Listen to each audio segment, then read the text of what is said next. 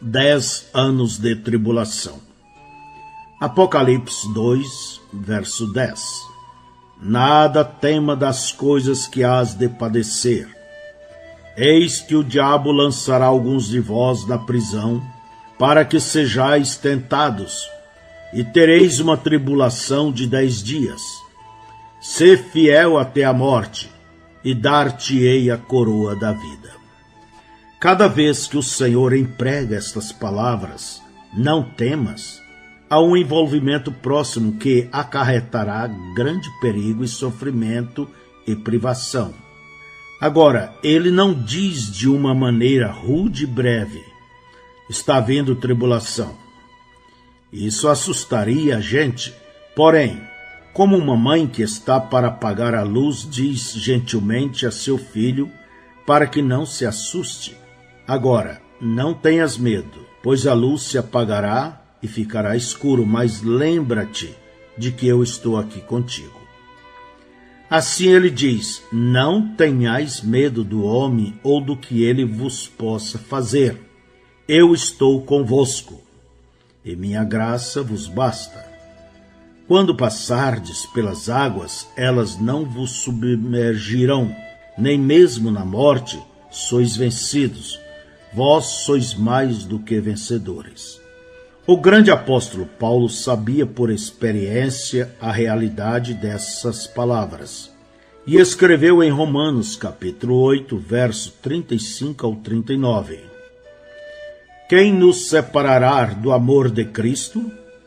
A tribulação ou a angústia, ou a perseguição ou a fome, ou a nudez ou o perigo, ou a espada? Como está escrito: por amor de ti somos entregues à morte todo dia. Fomos reputados como ovelhas para o matadouro. Mas em todas estas coisas somos mais do que vencedores, por aquele que nos amou.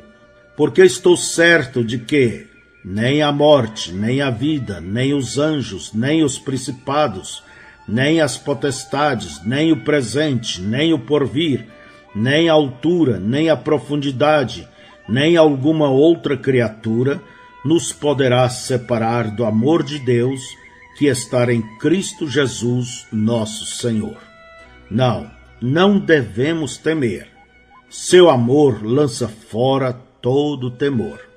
Agora note o que ele diz: o diabo lançará alguns de vós na prisão, para que sejais tentados. Os judeus estavam fazendo isso naquela exata ocasião. Os sacerdotes pagãos estavam fazendo isso naquela exata ocasião. Os governadores que procuravam agradar ao público, porque as pessoas gostavam de arena, lançava aos milhares os cristãos à morte, destruindo-os pelos leões e gladiadores. O que tem o diabo a ver com isto? Por que culpá-lo? Sim, mas é o ódio do diabo por detrás de tudo isto. Ele está por detrás de tudo isto porque ele odeia Deus. Aquilo em que Deus tem posto seu coração é o que fatalmente Satanás vai procurar destruir. Mas observe, eis aqui alguma iluminação. Se Satanás está por trás dos judeus que estão trazendo os cristãos aos tribunais, então os judeus não são da religião de Deus, mas do diabo. Seu ajuntamento é também da sinagoga de Satanás. E se a Igreja Católica Romana matou multidões de crentes nas eras negras, sim, é em todas as eras. Então eles são do diabo e pertencem a Satanás também. E se você pensa que isto é chocante, espere apenas até que a profecia de Apocalipse 13 seja cumprida. É surpreendentemente verdadeiro que os Estados Unidos da América está nesse capítulo. O próprio número 13 é um símbolo dessa nação. Ela começou com 13 colônias. Sua bandeira tem 13 estrelas e 13 listras. e ali está o seu destino no capítulo 13. Nesta imagem que é mencionada neste capítulo, será encontrada toda a iniquidade da besta que está diante dela. Assim como a besta levantou-se no concílio de Niceia, a imagem surgirá no concílio mundial de igrejas com todo o poder ímpio e satânico para dar vazão à ira do diabo sobre a verdadeira vinha de Deus. Será um desempenho repetido de toda astúcia e crueldade diabólica. Aqueles que combatem os humildes de Deus e zombam e destroem, deixe que o faça, e eles o farão mesmo. E tudo no nome de Deus e da religião. Mas eles mentem. Eles não são de Deus. São de seu pai, o diabo. Eles, por meio de suas obras contra qualquer pessoa, mostram o que na realidade são. Deixe que se organizem e repudiem o pequeno rebanho. Eles apenas revelam mais a todos que são do diabo. Eles são a falsa vinha, a vinha que mata. Seu ódio prova quem eles são. A igreja nicolaíta anticristã é quem eles são. Eles serão lançados na prisão, sim. Eles são levados aos tribunais e falsamente acusados e provados e aprisionados. E, evidentemente, tudo é feito em nome da religião e decência e inocência ultrajada. Tudo feito por uma boa causa. Isto me faz pensar na Suprema Corte decidindo sobre oração e leitura da Bíblia nas escolas. Quem está por detrás disto? Satanás está. É simplesmente outro acesso de ira contra Deus. Tereis uma tribulação de 10 dias. Aqui está uma profecia, e com ela está o meio de determinar a duração da era de Esmirna. Diocleciano, o mais cruel de todos os imperadores, desencadeou uma campanha de terror contra os santos de Deus, que, se não fora pela misericórdia de Deus, teria exterminado todos os crentes. Foi a mais sangrenta da história e durou 10 anos. Os 10 dias de Apocalipse 2, verso 10, parte do verso 10. De 302 até 312. Ser fiel até a morte. Ele não diz ser fiel até que chegue a morte, mas até na morte. Você pode ter que selar seu testemunho com seu sangue. Milhares, sim, milhões, têm morrido durante todas as eras. Eles morreram na fé, como Antipas, o fiel mártir. Eles não tiveram estima por suas vidas até a morte. Frequentemente pensamos que seria quase impossível ser um mártir. Mas procure lembrar que a fé que exercemos diariamente para triunfar em Cristo Jesus é a mesma fé que sustém os Policarpos e todos os mártires. A fé suprema dará graça suprema para a hora suprema. Bendito seja Deus para sempre. E dar-te-ei a coroa da vida. Desde que nem mesmo um copo de água fria dada no nome do Senhor deixará de receber recompensa, quão grande será a recompensa daquele que dá sua vida como um mártir pelo nome do Senhor Jesus. Talvez possamos obter uma pequena ideia se compararmos esta coroa com a coroa ganha em uma corrida. Em 1 Coríntios 9, 24, Paulo diz: Não sabeis vós que os que correm no estádio, todos na verdade correm, mas um só leva o prêmio? Correi de tal maneira que o alcanceis. A coroa dada ao vencedor da corrida olímpica era uma grinalda de ramos de oliva. Mas a coroa mencionada aqui em Apocalipse, dada ao mártir, é a coroa de realeza. Jesus a chama de coroa da vida. Uma coroa é para aqueles que se esforçaram, a outra é para aqueles que deram. Ambas são incorruptíveis, elas não perecerão. Os vencedores da corrida terrena da vida breve perderão a alegria dos aplausos do mundo. A glória deles se desvanecerá. Mas aqueles que dão suas vidas para Deus, quer pelo esforço diário, quer pelo derramamento de seu sangue, como sacrifício supremo de suas vidas, será dada a coroa da vida. Pouquíssimo tempo é gasto em trabalhar pelas recompensas eternas de Deus. O galardão de Deus é muito pouco estimado. Se cremos na realidade da ressurreição do corpo e no reino de substância eterno, então devemos armazenar no céu esses bons tesouros que estão disponíveis aos fiéis santos. A recompensa por vencer.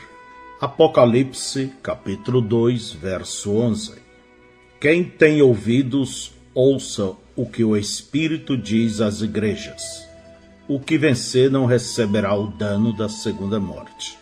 Agora, uma vez mais o Espírito está falando a todas as eras.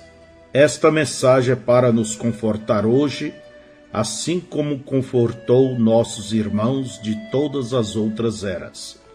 E ele nos diz que a segunda morte não nos causará dano. Todos nós sabemos que a segunda morte é o lago de fogo. Apocalipse capítulo 20, verso 14. E a morte e o inferno foram lançados no lago de fogo. Esta é a segunda morte. Evidentemente, isto significa que todos aqueles que estavam lá dentro foram lançados no lago de fogo. Pois bem, quero salientar algo aqui para você. Não há dúvida de que isto fará as pessoas comentarem sobre a minha estranha doutrina, mas eu permaneço aqui sobre a autoridade da palavra de Deus e nego que o incrédulo vá para o inferno eterno e queime lá eternamente. Em primeiro lugar, o inferno ou o lago de fogo, ou como você queira chamá-lo, não é eterno. Como pode ser se ele teve um princípio? Em Mateus capítulo 25, verso 41, diz que o fogo eterno foi preparado para o diabo e seus anjos. Ora, se ele foi preparado, então não foi sem princípio. Se ele teve princípio, então não pode ser eterno. Evidentemente, poderia tropeçar sobre a ideia da palavra eterno, mas esta palavra significa de séculos a séculos e tem diferentes significados associados a ela.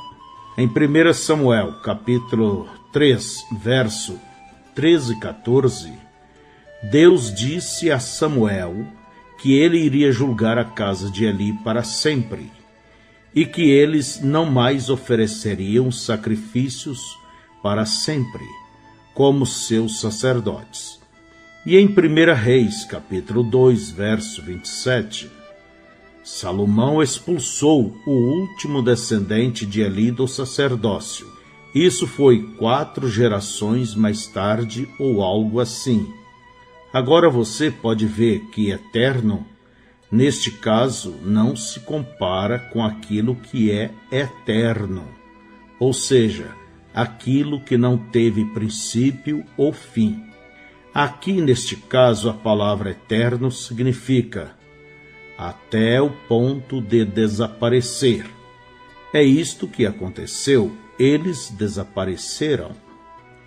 Examine a palavra destruição em 2 Tessalonicenses, capítulo 1, verso 9, os quais por castigo padecerão eterna destruição. No grego, Destruição, inegavelmente, significa aniquilação.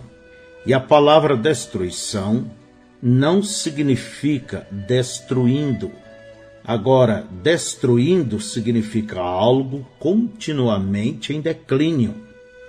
Portanto, o que pode significar eterna aniquilação não significa continuar aniquilando, ou isso exigiria a palavra destruindo em lugar de destruição. Significa destruir até o ponto final, acabar com aquilo. Você poderia agora querer saber quando pode usar essa palavra eterno e não usá-la da maneira que fomos ensinados. Isso é fácil. Quando se aplica a Deus, significa ser sem princípio ou fim, e permanecendo sempre e jamais cessando. E quando você fala de vida eterna, tenha em mente que é a vida de Deus. E o testemunho é este, que Deus nos deu a vida eterna, e esta vida está no Filho. Quem tem o Filho tem a vida. Pois bem, somente filhos de Deus têm vida eterna, a espécie de vida que nunca teve princípio, mas sempre existiu. Isso é correto. Você tem algo em você agora mesmo que é eterno, sem princípio ou fim. É o Espírito de Deus, é uma parte do próprio Deus, é a vida de Deus. Ora, se um pecador vai para o inferno para depois sofrer, da mesma maneira que você vai para o céu para gozar o céu, então ele já tem a mesma espécie de vida que você tem. Bem, pode haver então aqueles que digam que vida eterna significa o bem-estar dos filhos de Deus. É o bem-estar e satisfação deles que está em jogo. Por outro lado, o pecador vai para o castigo, de forma que podemos reduzir a segunda morte a uma questão de castigo e lugar. Vida eterna significa céu e castigo eterno significa inferno. Você se surpreenderia com os homens que foram exaltados como teólogos que criam nisso. Mas você sabe o que isto faz? Torna a vida eterna uma questão de geografia em vez de uma pessoa. Vida eterna é Deus, o Senhor Jesus Cristo. Como alguém pode crer em tal coisa, que vida eterna seja uma questão de lugar, é mais do que eu possa entender. Pensar nisto me deixa desconcertado. Não, Senhor, só há uma espécie de vida eterna. Deus a tem. Se temos Deus, temos vida eterna nele e através dele. Portanto, veja você, essa palavra eterno ou perpétuo pode ser aplicada de várias maneiras. Mas quando se aplica a Deus, sendo ele o que é, tem um só significado: é a adoração de Deus. Você não pode aplicá-la assim para nenhuma outra coisa. Somente Deus é eterno, e porque Ele vive, vivemos com Ele.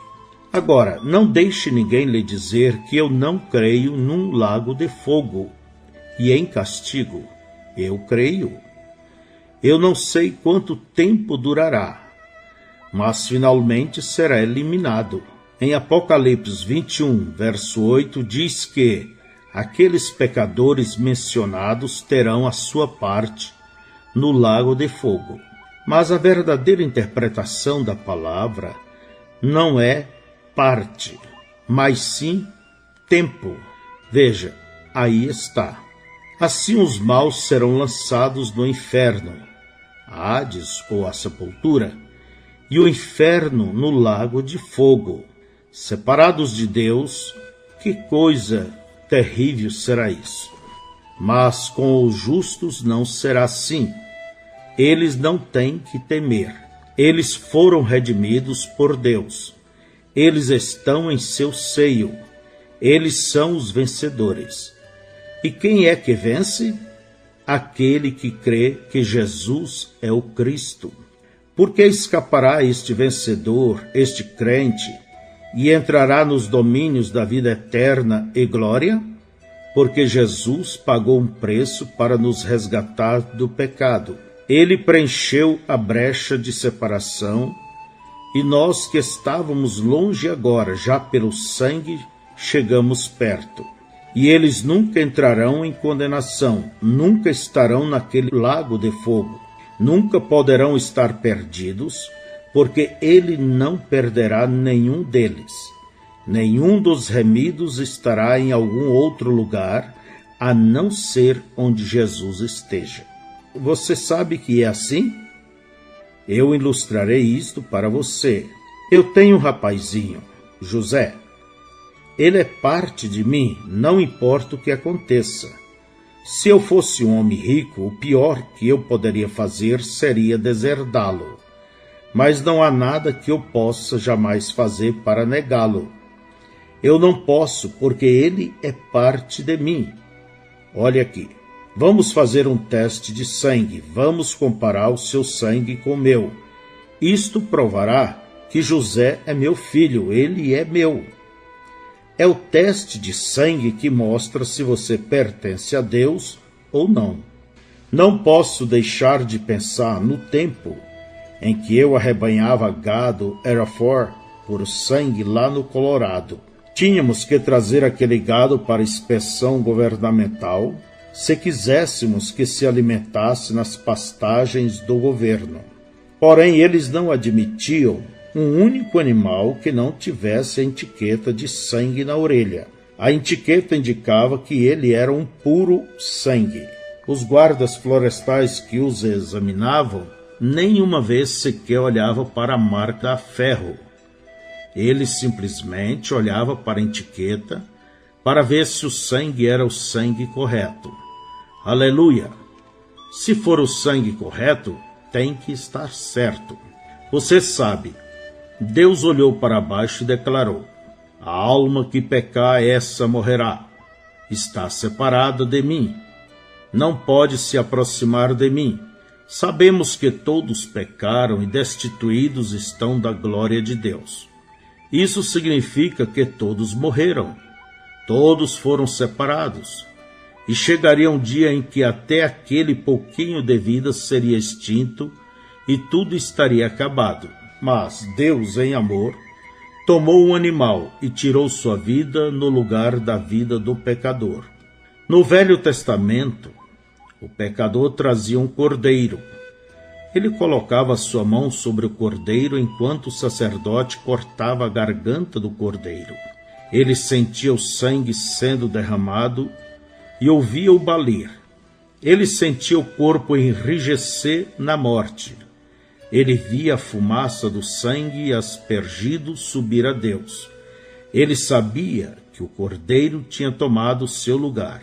Ele sabia que a vida do cordeiro tinha sido tirada em lugar da sua. Mas a vida daquele cordeiro era vida animal e não podia voltar sobre o pecador, limpando-o. Assim ele partia com o mesmo desejo de pecar. Ele saía com o pecado em sua mente e voltava e oferecia um sacrifício pela mesma coisa um ano mais tarde. Porém, no Novo Testamento não é assim. Nosso cordeiro moribundo é o Filho de Deus que deu seu sangue em resgate de muitos. Pela fé, nós nos aproximamos e colocamos nossas mãos sobre esse cordeiro. Nós o vemos com as feridas sangrentas, as costas laceradas, os espinhos cruéis rasgando sua fronte. Sentimos sua dor e ouvimos clamar: Deus meu, por que me desamparastes? E o que aconteceu? A vida que deixou aquela célula de sangue partida voltou sobre o arrependido.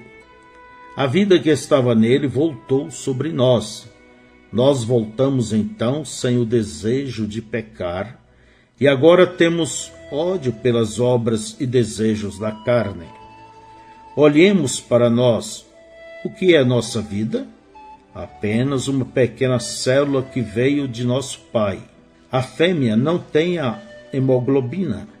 Ela produz o óvulo. Ela é a incubadora. Mas o sangue vem do macho. É por isso que a mulher toma o nome do marido. Os filhos tomam o seu nome. A mãe é a incubadora dos filhos que ela lhe dá. É isso que aconteceu para a nossa redenção. O Espírito Santo veio sobre Maria e ela teve um filho e o chamou Jesus. O grande Criador desceu e tornou-se um sacrifício por nosso pecado. Seu sangue era o sangue de Deus. É exatamente isso que era. Aquele sangue de Deus foi derramado e o Espírito o deixou enquanto ele morria em agonia.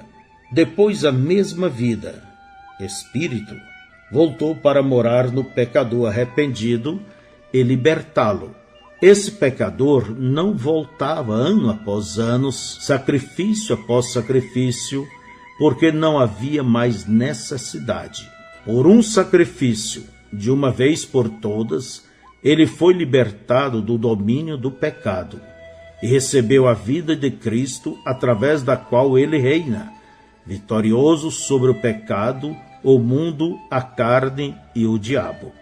Deus o fez. Ele fez tudo isto. Ele clamou para o mundo amaldiçoado no pecado. Eu vos darei um sinal. Uma virgem ficará grávida. Uma virgem conceberá e dará à luz um filho. Esse será o vosso sinal. Será um sinal eterno. O que ela der à luz será Emanuel, Deus conosco. Deus desceu em uma célula de sangue, não através de um homem, mas pelo Espírito Santo, e naquele ventre virgem foi formado um tabernáculo com o propósito de morrer. A semente da mulher veio a fim dele ser ferido, para nos trazer a nossa salvação. Quando o Espírito Santo veio sobre Maria, ele criou dentro de seu ventre a célula que se multiplicaria e se tornaria o corpo de nosso Senhor. Aquela célula foi criada. Foi o princípio da criação de Deus. Isso é o que Jesus é. E aquele santo foi cheio de sangue santo, a saber, o sangue de Deus. Aquele tabernáculo nasceu. Ele cresceu até ser um homem. Ele foi ao Jordão e lá aquele sacrifício foi lavado por João no rio chamado Jordão. Quando aquele sacrifício aceitável levantou-se das águas, Deus veio e habitou nele, enchendo-o com o Espírito sem medida. E quando ele morreu e derramou seu sangue, a perfeita vida de Deus foi liberada para voltar sobre o pecador que aceitasse Cristo como seu Salvador. Oh, quão admirável isto é! Jeová nascer chorando sobre o monte de estrume. Jeová nascer numa manjedoura de palha. Ali está o sinal eterno para os orgulhosos e inchados, pseudo-intelectuais que têm criado sua própria teologia e negado a verdade de Deus. Jeová Deus, um bebê chorando num fétido estábulo. E logo pensamos que temos o direito de ser orgulhosos, empinando nossos narizes, criticando e agindo como se fôssemos alguém. Aqui está o verdadeiro sinal. Este é o correto. Jeová brincando como um menino. Jeová trabalhando numa carpintaria. Jeová lavando os pés de pecadores. Eu vos darei um sinal, disse Deus. Não um sinal de um sacerdócio de colarinho branco, não um sinal de riqueza e poder. Não há nada neste sinal que querereis ou achareis adequado, porém é um sinal eterno. É o maior sinal de todos. Jeová de pé no pátio da corte ferido e sangrando com espinhos em sua fronte e guspe em sua face. Escarnecido e desprezado, Jeová desprezado e rejeitado, dependurado nu sobre a cruz, enquanto os hipócritas zombavam e desafiavam-no a descer da cruz. Jeová morrendo, Jeová orando e nada acontecendo. Então Jeová morreu. Esse é o sinal para todos os homens agora. Não há outro igual a ele. É o grande sinal. Então as trevas caíram sobre a terra. Eles o puseram numa tumba. Ali ele ficou aqueles 3 dias e noites, até que um terremoto quebrou a escuridão da noite e ele saiu. Jeová saiu. Jeová subiu ao alto. Então Jeová retornou para habitar em sua igreja. Jeová voltou com um vento impetuoso e veemente e chamas de fogo. Jeová voltou para andar no meio de sua igreja e dá poder ao seu povo. E outra vez Jeová veio, e desta vez para permanecer em seu povo. E novamente Jeová cura os enfermos, ressuscita os mortos e manifesta a si mesmo pelo Espírito. Jeová voltou falando em línguas e dando a resposta em interpretação. Jeová desceu e levantou a prostituta para não pecar mais. Ele desceu ao bêbado com zumbidos de moscas em sua face, enquanto jazia inconsciente na sarjeta. Sim, Jeová veio para se manifestar na carne e através da carne. Jeová veio, Deus em nós, a esperança da glória. Sim, Jesus veio e derramou seu sangue e libertou o cativo. Ele veio e redimiu suas ovelhas perdidas. Ele lhes deu vida eterna e elas jamais perecerão. Ele não perderá nenhuma delas, mas as ressuscitará no último dia. Aleluia!